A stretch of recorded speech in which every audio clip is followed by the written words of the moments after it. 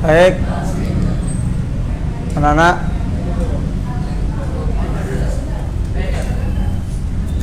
kita awali ya.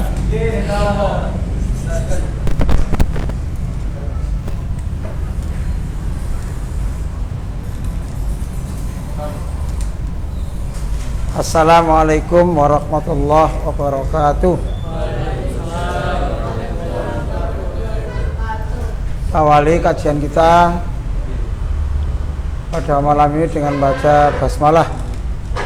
Bismillahirrahmanirrahim. Innal hamdalillah alladzi arsala rasulahu bil huda wa dinil haq liyudhhirahu 'ala dini kullih walau karihal musyrikun. Asyhadu an la ilaha illallah wahdahu la syarikalah wa asyhadu anna Muhammadan abduhu wa rasuluh. Allahumma salli wa sallim ala Muhammad wa ala alihi wa ashabihi ajma'in, amma ba'd. Qala ta'ala fi kitabil karim, a'udzu billahi minasyaitonir rajim. Ya ayyuhalladzina amanu wal tanzur nafsum ma qaddamat lighad wattaqullah innallaha khabirum bima ta'malun. Wa qala Nabi Muhammad sallallahu alaihi wasallam, al muhajiru man hajara manahallah. Rawahul Bukhari. Ustadz Imam yang saya hormati, anak-anakku sekalian yang saya banggakan, yang berbahagia, marilah kita bersyukur pada Allah atas limpahan rahmat nikmat yang dikaruniakan kepada kita semua, sehingga hari ini, hari yang pertama di tahun 1445 Hijriah,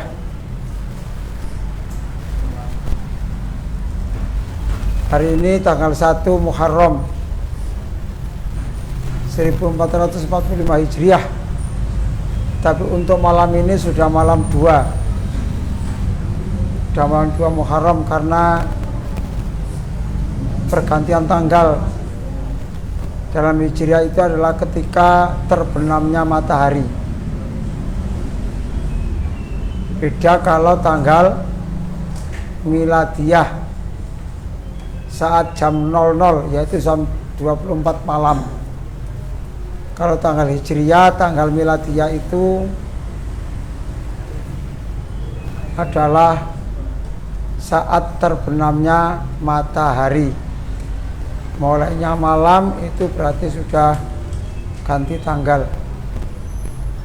Salawat dan salam semoga Allah tetap melimpahkan kepada Nabi kita Muhammad sallallahu alaihi wasallam.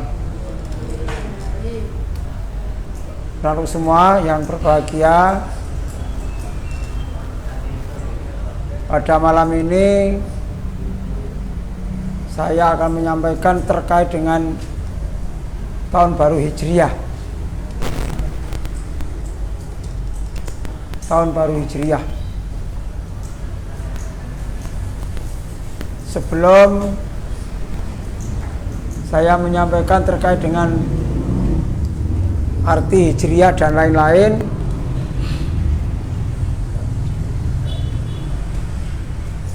perlu diketahui anak-anak, menambah pengetahuan kita semua, tahun baru Hijriah itu atau tahun Hijriah itu diinisiatifi, inisiatornya adalah sahabat Umar bin Khattab.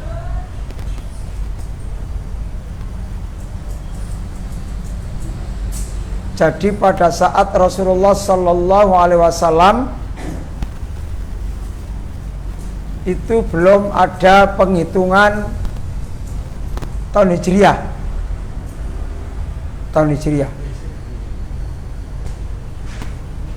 Kemudian Rasulullah Sallallahu Alaihi Wasallam wafat,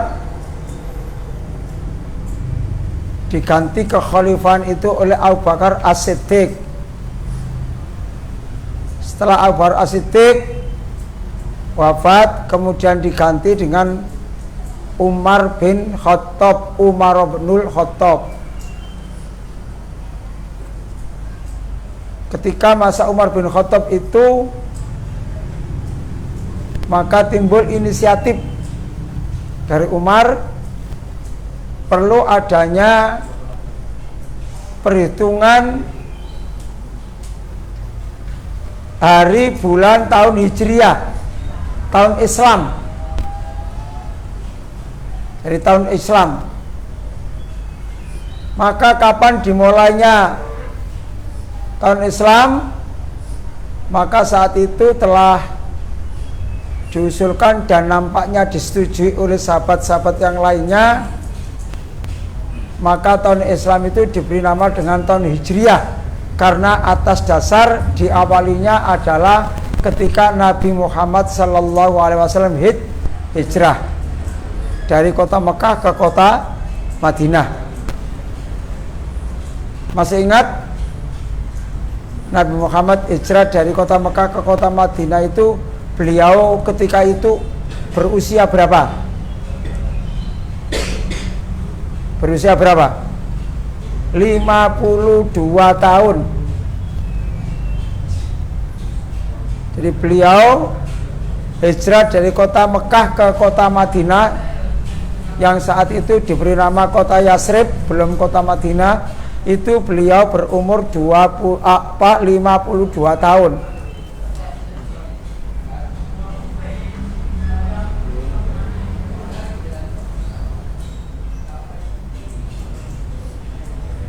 Karena atas dasar pemikiran, kalau menghitung hari dan bulan Islam itu sama dengan tahun miladiah, tahun Masehi,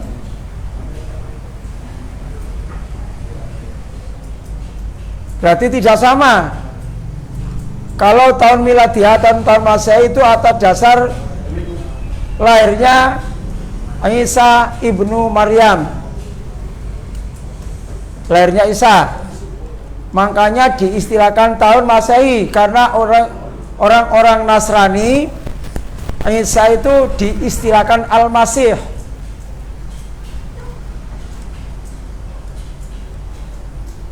Karena diistilahkan Al-Masih, maka tahunnya diberi nama dengan tahun Masehi.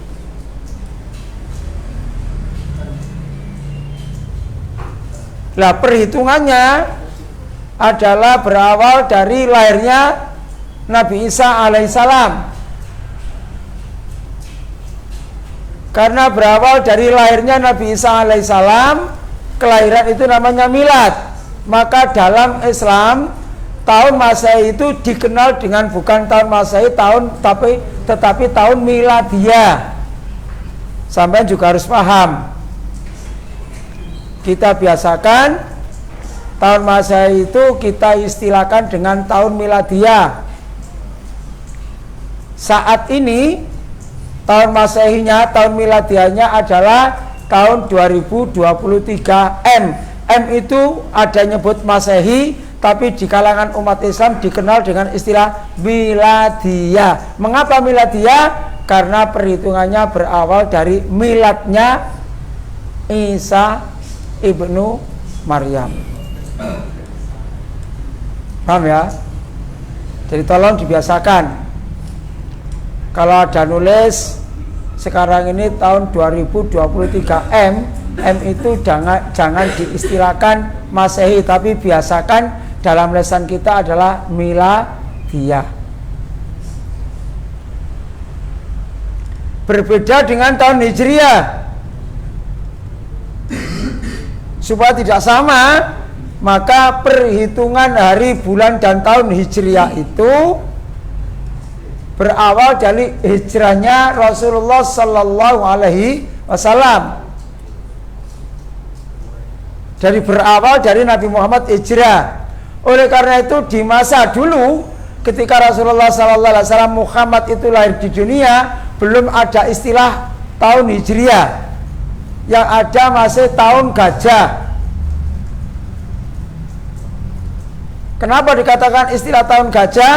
Karena saat itu tentara Abraha ingin menggempur Ka'bah dengan menggunakan kendaraan yang bernama gajah. Itu yang diingat-ingat.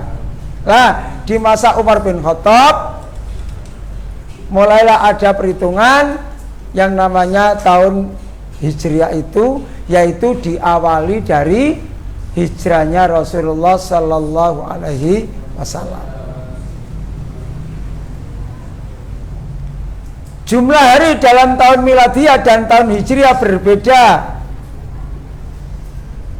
Tahun Hijriah sedikit lebih cepat daripada tahun Miladiyah.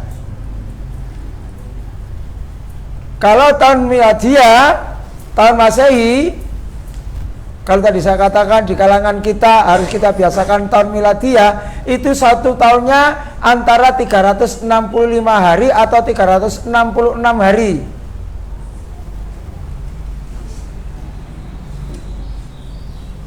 Kalau tahunnya tahun Kabisat, maka 366 hari, tahun panjang istilahnya. Makanya di sana dalam bulan-bulan tahun Miladiyah itu Januari, Februari, Maret, April, Mei sampai dengan Desember, itu tanggalnya ada yang tanggal 31, ada yang 30, tidak ada yang tanggal 29.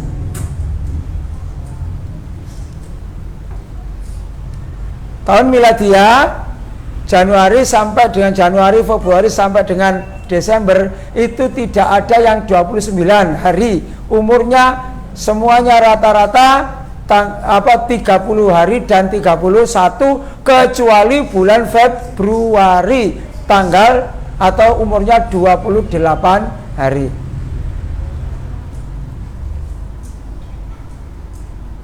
Tapi kalau tahun Hijriah itu lebih cepat, lebih pendek, yaitu antara 354 hari atau 355 hari. Kenapa begitu? Itulah tuntunannya yang ditetapkan bersama. Mengapa? Karena tanggal setiap bulan dalam bulan Hijriah itu tidak ada yang 28 hari, yang ada 29 atau 30 hari dan tidak ada yang 31. Dalam bulan Hijriah itu tidak ada yang umurnya 31 hari. Umurnya yang ada 30 dan 29. Dengan kata lain 30 atau 29.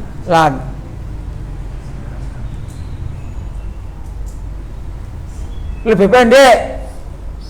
Jadi selisihnya per tahunnya sekitar 11 hari atau 12 hari. Rata-rata. Artinya lebih cepat tahun Hijriah. Contohnya tahun ini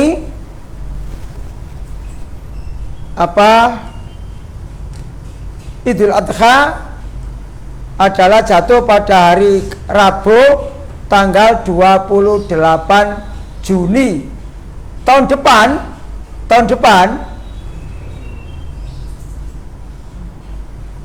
Idul Adha tentunya 28 dikurangi 11 hari. Kira-kira berapa? Kira-kira berapa? Sekitar 15 ya? Kok 16 sih? 28 dikurangi 11. Kira-kira 19 ya? 17. Insya Allah tahun depan Idul Adha-nya antara tanggal 17 atau 18 Juni.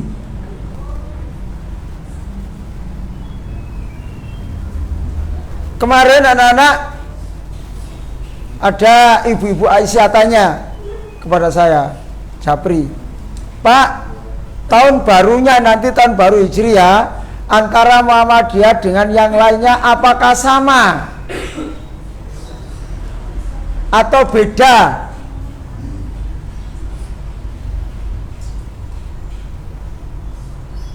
Karena Idul Adha-nya berbeda.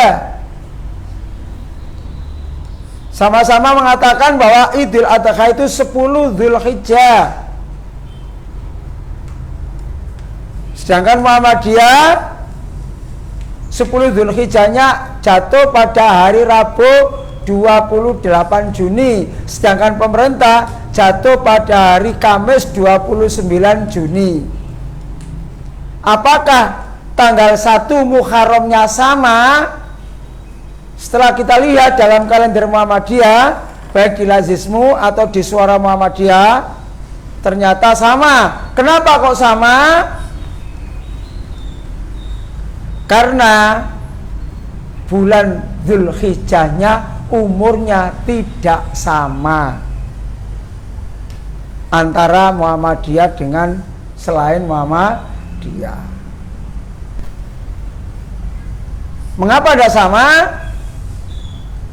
Karena 1 Dzulhijjah itu lebih dulu,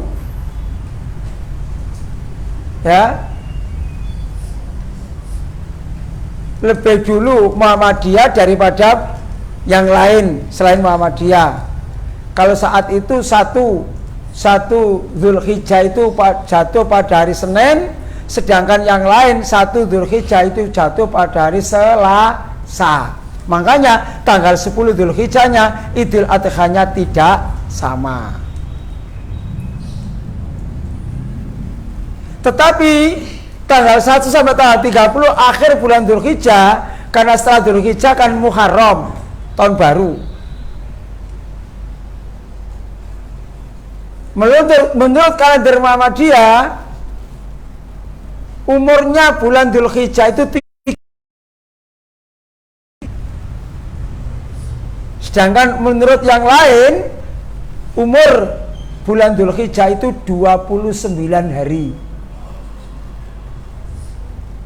Dengan kata lain, sekarang hari apa ini? Hari Rabu. Senin kemarin menurut 9 Dzulhijjah.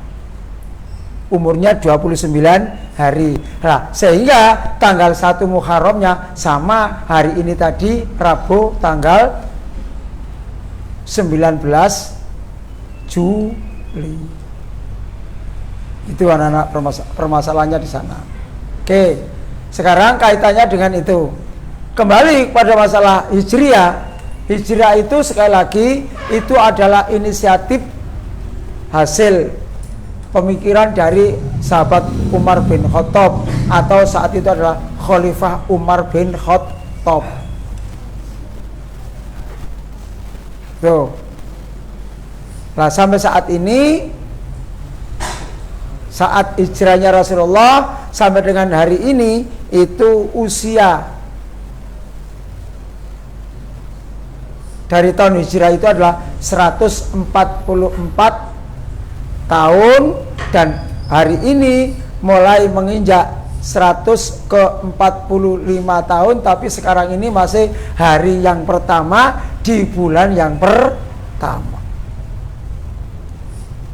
Hari ini 1 Muharram 1445 Hijriah.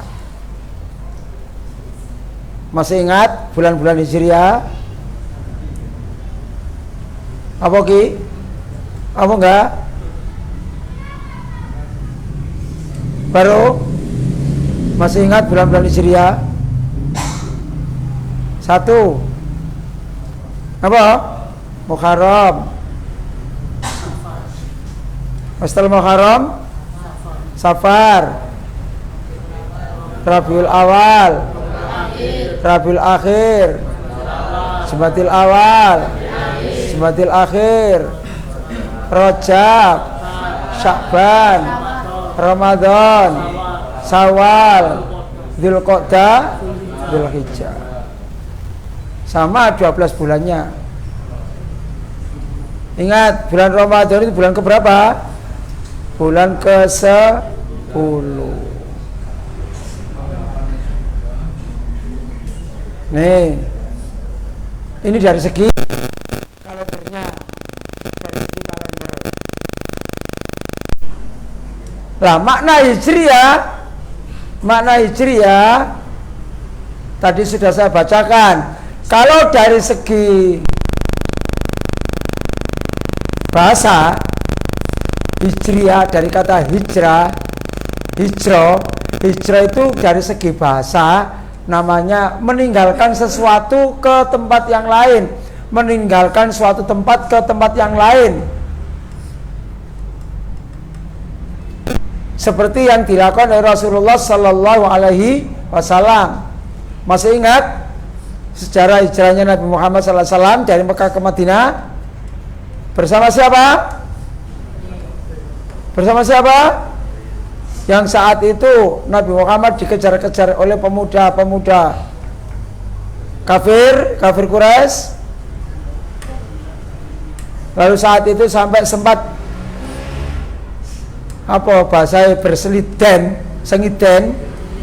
bersembunyi di rumahnya siapa?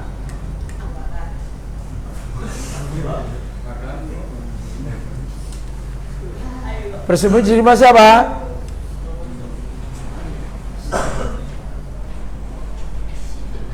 Kok sudah mau pulang ini, kok baru datang kamu? Apa mulai? Kok situ mau?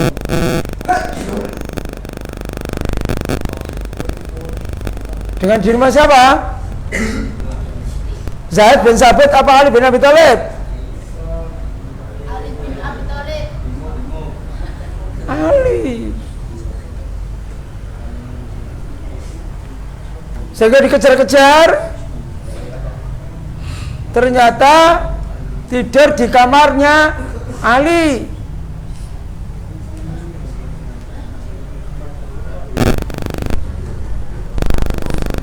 Sehingga mereka tidak menyangka.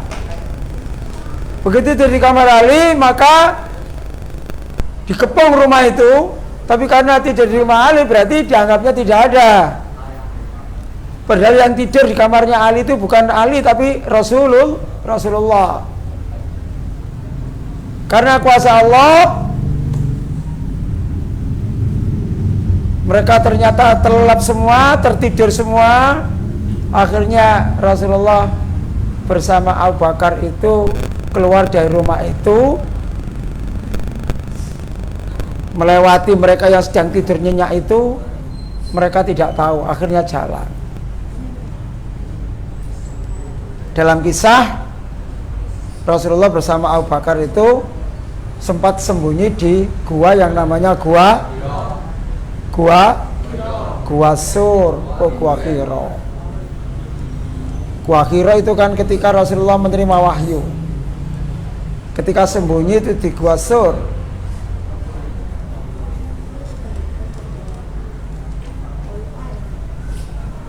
Kon kok ngomongnya itu. Nah, akhirnya mereka ngejar terus. Setelah dikejar, berdasarkan apa? Bekas atau apa? Tanda-tanda telapak kaki manusia itu dikejar terus. Sampai satu tempat ternyata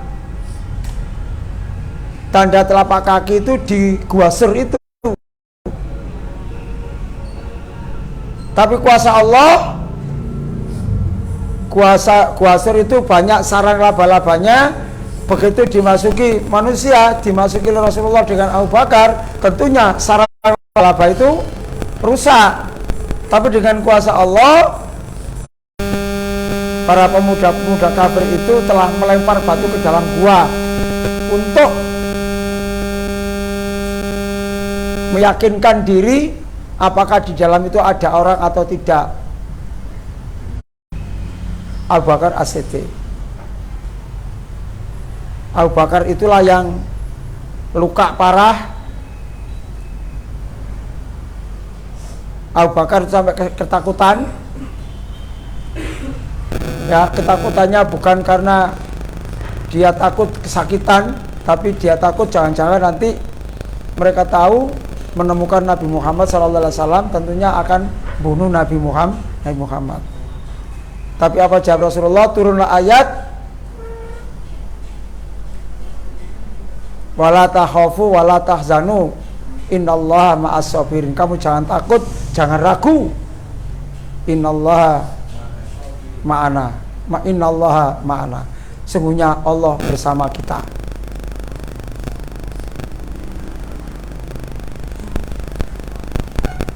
Maka Abu Bakar semakin kuat, dan ketika menerima lemparan itu tidak sambat, nggak ngomong aduh, kalau ngomong aduh kurung dukur, malah meyakinkan mereka ada di dalam gua itu. Mereka sudah ragu melihat bekas telapak kaki orang itu kok masuk gua, mari ngono gono mana, berarti orang itu masuk gua. Tapi pikiran mereka kalau orang itu masuk gua mesti sarang laba-laba itu mesti akan rusak. Tapi kenyataannya sarang laba-labanya tidak rusak sama sekali. Sehingga ragu dalam hati mereka. Karena ragu itu maka melempar batu ke dalam gua. Dalam riwayat wallahu alam bisawab, tubuh Abu Bakar yang cukup berlumuran darah karena kena lemparan batu itu, maka dengan Rasulullah SAW diusap sudah sembuh. Kuasa Allah. Nah, saat itulah mulai yang namanya hijrah itu. Kemudian dilanjutkan perjalanan sampai ke kota Yasrib yang sekarang diistilahkan dengan kota Madinah. Makanya kota Nabi Madinah itu masjidnya diberi nama dengan Masjid Nabawi. Itu dari segi bahasa, pindah dari tempat ke tempat yang lain. Itu dari segi bahasa.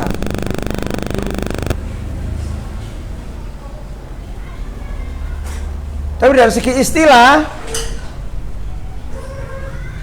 istilah, yang namanya hijrah itu adalah merubah diri.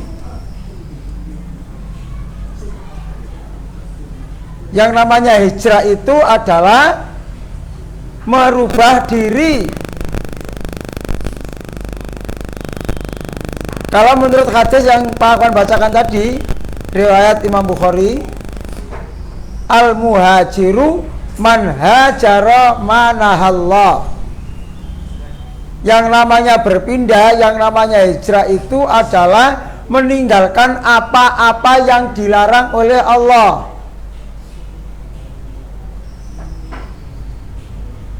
Maknanya bahwa yang namanya hijrah itu dari segi istilah, kalau dari segi bahasa adalah berpindah dari satu tempat ke tempat yang lain dari segi bahasa. Tapi dari segi istilah, ngomong aja ambek iya Ricard nih, ngomongnya Ricard nih ya. Dari segi istilah, yang namanya hijrah itu adalah merubah diri dari yang tidak baik menjadi lebih baik, dari yang kurang baik lebih baik, dari yang salah menuju yang benar, dari yang tidak bagus berpindah ke tempat yang lebih bagus. Maka sekarang ini banyak digunakan istilah itu oleh para artis untuk hijrah. Saya sudah hijrah. Artinya apa? Yang dulunya tidak berjilbab sekarang berjilbab, menamakan diri berhijrah. Yang dulunya tidak sholat menjadi sholat, menamakan diri sudah hijrah. Apakah salah? Tidak, betul.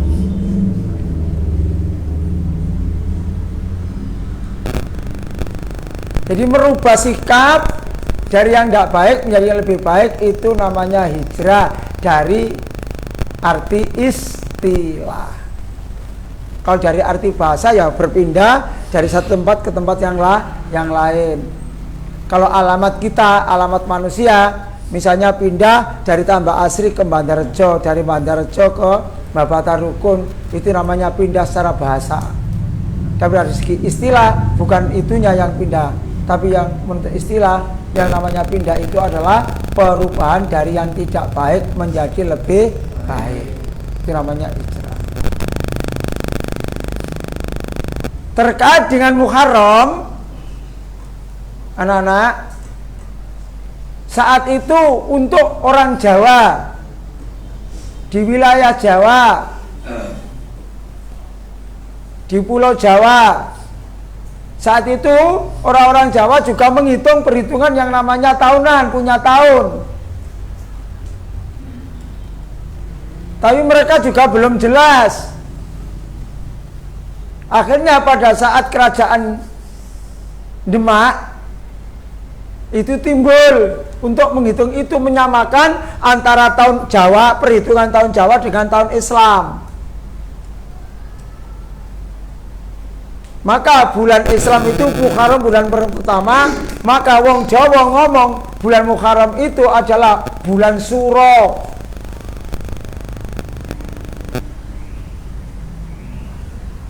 Makanya hitungannya tapi hampir sama. Kalau di bulan Hijriah itu adalah Muharram, Safar, Rabiul Awal, Rabiul Akhir, Jumadil Awal, Jumadil Akhir. Tapi wong Jawa ngomong Suro, Sapar, Mulut, Bada Mulut. Jumadil Awal, Jumadil Akhir, Rejab, Ruwa, Poso. Nggak ngomong Rojab, ngomong Rejab. Syaban itu diberi nama dengan Ruwa. Poso itu Ramadan. Sawal sama Sawal. Dzulqa'dah diberi nama dengan istilah Selo. Suro, Sapar, Mulut, Bada Mulut, Jumadil Awal, Jumadil Akhir, Rejab, Poso, Sawal, Selo. Loh, saya ulangi. Ya. Suro, Sapar, Mulut, Bada Mulut, Jumadil Awal, Jumadil Akhir, Rejab, Ruwa, Poso, ya, Sawal, Selo, Besar. Itu orang Jawa dulu. Dan itu mereka punya keyakinan-keyakinan tertentu. Karena masih ada yang keyakinannya itu, kepercayaannya itu, filosofinya itu mengandung mistik, mengandung keyakinan-keyakinan yang di luar ajaran Islam.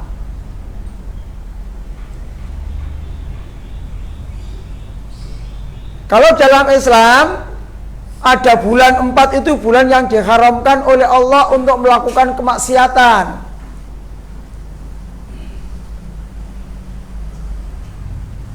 Salah satu diantaranya adalah bulan Muharram. Wong Jawa bulan Muharram itu disebut dengan bulan apa? Suro. Kenapa kok dikatakan Suro? Karena dalam ajaran Islam bulan Muharram itu ada yang tanggal 10-nya itu dianjurkan untuk berpuasa. Nah, tanggal 10 itu dalam bahasa Islamnya adalah Asyura. Wahidun 1, Isnani 2, salah satun 3, Arbaatun, Khamsatun 5, Sitatun 6, Sabatun 7, Samaniatun 8, Tis'atun 9, Asyaratun Asyara. Karena dalam bulan Muharram itu ada tanggal Asyura, ada tanggal 10 yang namanya Asyura, maka orang Jawa disebut bulan Muharram itu bulan Suro.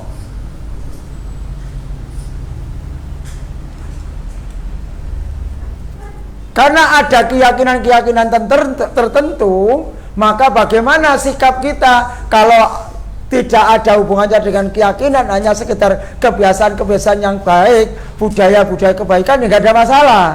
Tapi kalau kebudayaan itu ada budaya itu bahasa sekarang istilahnya kearifan lokal. Kalau budaya itu mengandung keyakinan tertentu, maka ya kita tidak usah ikut percaya. Salah satu diantaranya dalam keyakinan orang Jawa itu bahwa Wulan Suro itu banyak setan bergentayangan untuk mencari mangsa. Menurut Islam, bulan Muharram kan sama dengan Asyura tadi ya. Kalau menurut Islam, bulan Muharram itu bulan yang suci, bulan yang diagungkan oleh Allah.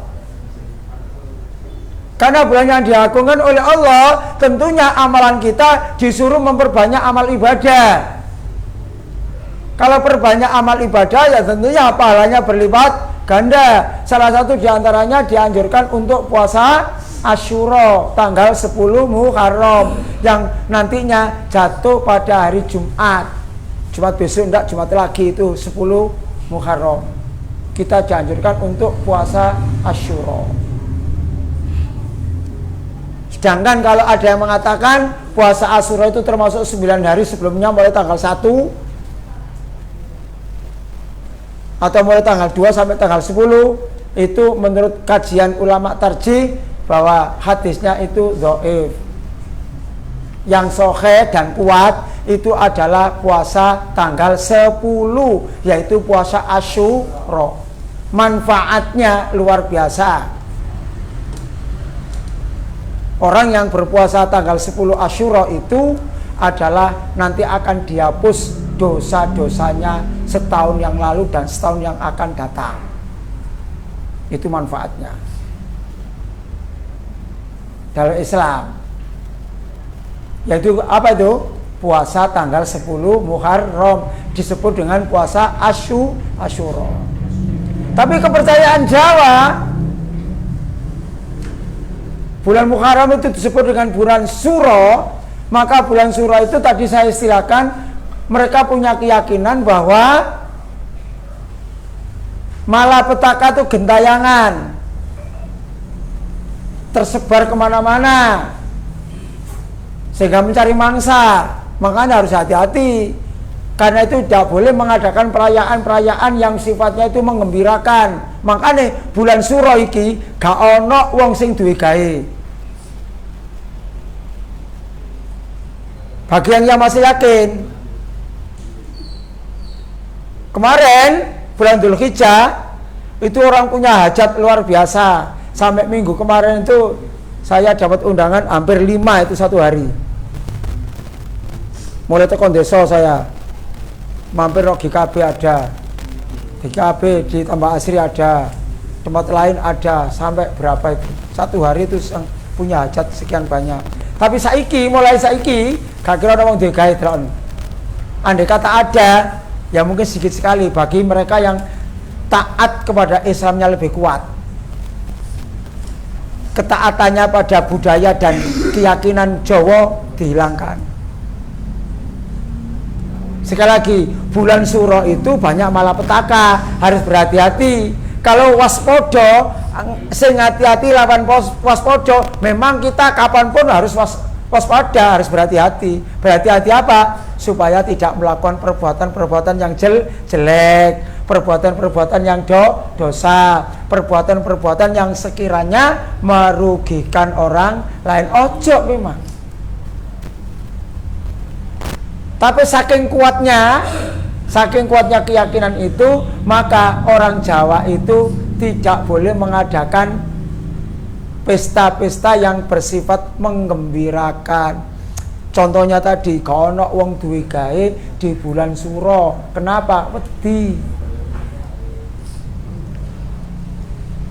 Wong nyunat ya gak ono sing nyunatno bulan Suro, bulan Muharram ini. Jadi salah satu anak-anak bulan yang ditakuti menurut kepercayaan Jawa, apakah nggak boleh? Loh, kalau saya mengatakan boleh nggak boleh bukan itunya, Tapi kalau yakin dengan sesuatu karena ada hari dan lain sebagainya, itu yang di dalam Islam tidak perlu kita perhatikan. Kalau ada orang seperti itu ya biarkan, tetap kita hargai, kita hormati, kita hargai.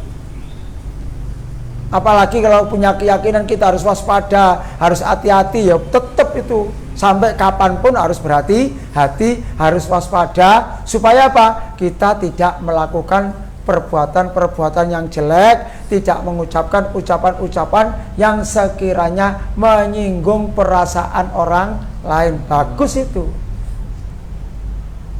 Tapi kalau punya keyakinan bahwa kalau mengadakan perayaan-perayaan yang sifat menyenangkan itu akan menjadi celaka, itu yang tidak boleh kita yakini. Terus kepercayaan yang kedua, orang Jawa itu yang namanya setelah hari raya Ramadan, Syawal, Selo. Selo itu dalam bulan Hijriah namanya Dzulqa'dah, sebelum Dzulhijjah, bulan hari raya besar itu. Nah, Selo itu mereka yakini dalam bulan Selo itu nek ngelakoni apa-apa itu di situ keseselan barang Allah. Keseselan barang Allah itu digawe engko gak semurus, ndak membahagiakan, malah bisa celaka dan seterusnya. Makanya orang-orang Jawa yang masih punya keyakinan seperti itu, ulan Selo ambek ulan Suro nggak akan berani untuk punya hajat. Selo itu Dzulqa'dah, Suro itu Muharram. Bagaimana kita? Menurut Islam yang diajarkan Rasulullah, semua bulan itu baik. Masalah kita harus hati-hati, memang kapanpun kita harus berhati-hati. Tidak hanya bulan Selo, tidak hanya bulan Suro, tapi kapanpun kita harus berhati-hati. Ini anak sekalian, ini terkait dengan Muharram ini, biar sampean paham ya. Lah, bagaimana kita kaitannya dengan Islam itu tadi? Karena kita sekarang sudah tahun 1445 Hijriah, maka tadi dalam surat Al-Hasyr ayat 18 saya bacakan, a'udzubillahi minasyaitonirrajim, ya ayyuhalladzina amanu wal tandur nafsum ma qaddamat lighad wattaqullah innallaha khabirum bima ta'malun. Wahai orang-orang yang beriman, wal tandur nafsun, lihatlah dirimu, introspeksilah dirimu, koreksilah awakmu, ma qaddamat lighad, apa-apa yang sudah kamu lakukan yang terdahulu untuk kebaikan masa yang akan datang.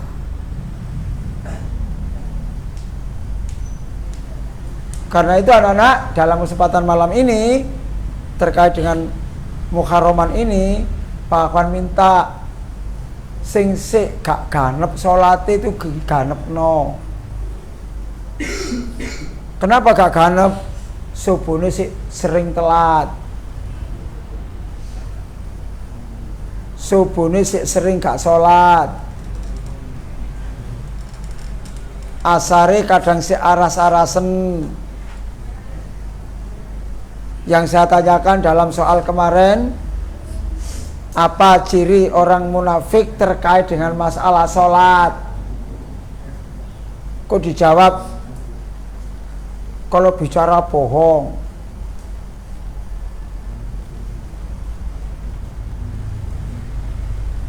Kalau dipercaya khianat. Itu kan ayatnya munafik salah satu tadi. Tapi terkait dengan masalah sholat, orang munafik itu sirinya nek dijak sholat, tapi aras-arasen. Wa idza qamu ila sholati qamu kusala. Cirinya orang munafik itu nih dijak sholat, ya sholat, tapi bermalas-malasan. Maknanya kadang sholat, kadang gak. Nek kau bersolat, gak kau bergak. Nek melek sholat, nek gak melek yoga. Apa itu? Asar dan subuh. Terutama asar dan subuh itu. Sholat yang menjadikan orang itu malas itu dalam praktek kehidupan adalah asar dan subuh.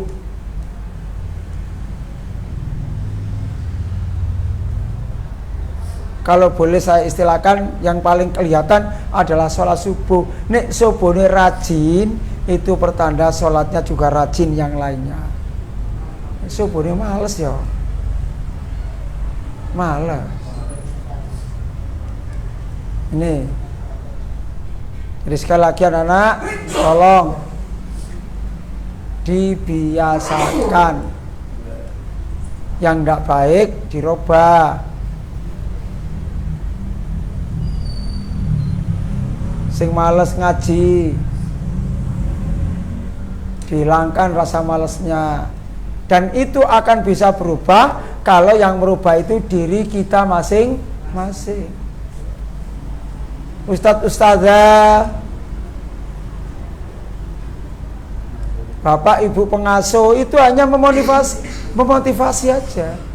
Yang bisa merubah diri kamu ya kamu sendiri. Orang lain tidak bisa merubah diri kita.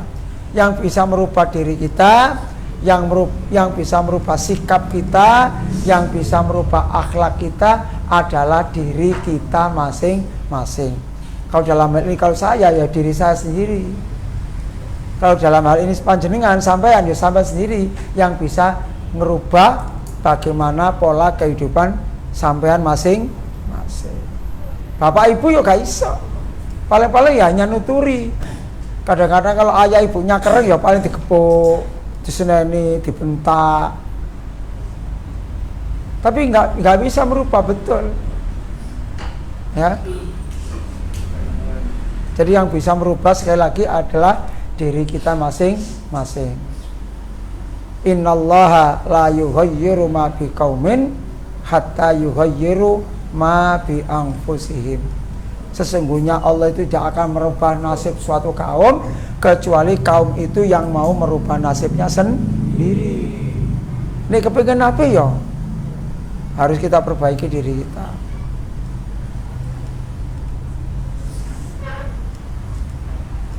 Tidak menggantungkan orang lain. Orang lain itu hanya memotivasi. Orang lain itu hanya untuk mengajak. Orang lain itu hanya untuk kita jadikan sebuah keteladanan saja. Tapi kita bisa baik atau tidak tergantung diri kita masing-masing. Nah, untuk bisa merubah itu sekaligus untuk bisa menjaga agar keimanan kita itu tidak mudah terpengaruh, keimanan kita tidak mudah luntur, keimanan kita tidak mudah merosot, maka ikutilah kajian-kajian tolabul ilmi. Mencari ilmu seperti ini ikuti terus. Karena dengan mengikuti itu, satu ketika sampean malas sholat subuh, kemudian diingatkan oleh Pak Akhwan, diingatkan oleh penceramah, diingatkan oleh Ustadz Imam dan sebagainya. Oh iya ya, kita mikir iya rek, aku rek, masuk gak tangi subuh. Nah, iya ya, itu tandanya mengakui kekurangannya, mengakui kekhilafannya, mengakui kesalahannya. Anak yang mau mengakui kesalahan itu luar biasa. Orang kalau mau mengakui kekurangannya itu luar biasa. Semua orang itu sifatnya lemah. Tapi tidak semua orang itu mengakui kelemahannya. Kadang-kadang mengakui bahwa dirinya yang paling hebat. Karena merasa paling hebat, kalau diingatkan malah kadang-kadang bantah. Kadang-kadang mencari alasan dan lainnya. Jangan sampai itu. Ya, karena diakui atau tidak, kita ini sering lupa sering tidak ingat, sering melakukan sesuatu yang di luar kontrol kita, ternyata itu adalah perbuatan salah. Tapi kalau kita berbuat salah, lalu saat itu kita ingat, lalu kita sadari itu adalah salah, maka cepat-cepatlah bertobat kepada Allah. Kalau perbuatan salah itu kepada sesama manusia, maka cepat-cepatlah minta maaf kepada orang tersebut. Sekarang ini kan banyak orang-orang itu yang tidak mau mengakui salahnya itu. Banyak orang itu tidak mau mengakui salahnya. Nek dielingno malah gak terima kasih, tapi malah bantah. Jangan sampai ada pada kita. Itu ya, yang sekalian yang berbahagia terkait dengan masalah 1 Muharram ini, terkait dengan masalah tahun baru Hijriah. Semoga sekali lagi anak-anak, tentunya kalau dari segi tahun berarti umur kita sudah bertambah panjangnya dari usia kelahiran kita. Tapi kalau dengan kematian kita semakin dekat dengan kematian kita. Pak, saya masih muda, Pak. Iya. Nanti yang lebih cepat mati secara umum ya mungkin Pak Ahwan, karena Pak Ahwan yang paling tua kan gitu. Tapi kan durung karuan. Ya. Ada yang tua itu belum mati, sing muda sudah mati duluan. Banyak kan kisah-kisah seperti itu. Nih. Nah, tetap kita semuanya semoga oleh Allah diberikan umur panjang dan barokah. Umur panjang gak barokah ya percuma. Wis tuwek gak mate-mate tapi gak maksiat tok ya percuma, nambah dosa tok. Ya. Wis tuwek gak mate-mate. Ya. Bujukan terus, ngerasani wong terus, makan haram terus, mencuri terus, korupsi terus. Kan tambah dosa tok itu. Gak sholat, tambah gak tahu sholat belas. Wis tuwek lho. Gak sholat belas. Ya.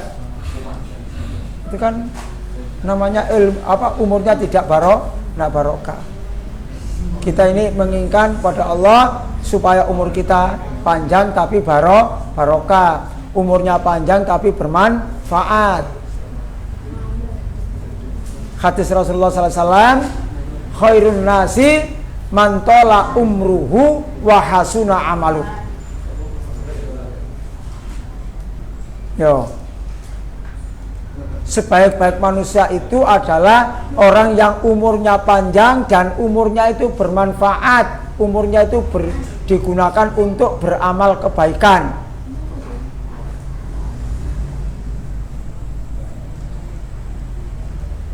Ya.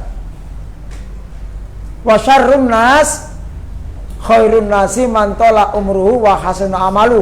Sebaik-baik manusia itu adalah orang yang umurnya panjang dan baik amalannya. Wa syarrun nas, dan sejelek-jelek manusia man tola umruhu wa sa'amalu. Umurnya panjang tapi kelakuannya elek. Nek perbuatannya jelek kurang mantep, nek kelakuannya elek tambah mantep. Padahal artinya kan sama. Ya, perbuatannya jelek ambil kelakuannya elek kan podo. Tapi nek bahasa Jawa kelakuannya elek itu lebih mantep. Itu kan? Jadi orang, kata Rasulullah, orang yang sejelek-jelek manusia itu adalah orang yang umurnya panjang, umurnya dawa, tapi kelakuannya elek. Na'udzubillahi min dzalik. Apa itu artinya? Apa ham? Na'udzubillahi min dzalik. Apa mau? Ini mau. Ya. Ya apa artinya? Lali. Nazmnya apal, apa zem? Apa? Mungkin itu apa? Na'udzubillahi min dzalik. Kami berlindung kepada Allah dari yang demikian itu. Bahasa Arab gampang kok. A'udzubillah sama dengan saya berlindung kepada Allah min dari dzalika itu. Aku berlindung kepada Allah dari itu. Artinya apa? ada orang mengucapkan kejelekan, a'udzubillahi min dzalik, ya Allah jauhkanlah saya dari yang semacam itu. Itu namanya a'udzubillahi min dzalik. Mudah-mudahan anak-anak sehat terus, ya, barokah, rezekinya ditambah oleh Allah, dan semua amalan kita selalu mendapatkan petunjuk hidayah dari Allah Subhanahu wa ta'ala. Itu anak-anak, kalau ada yang bertanya silakan. Oh enak pun jangan mari yo.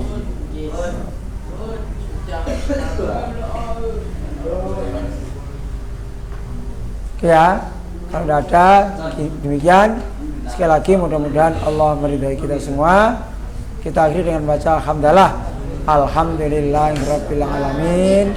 Subhanakallahumma wa bihamdika asyhadu an la ilaha illa anta astaghfiruka wa atubu ilaik. Wassalamualaikum warahmatullahi wabarakatuh.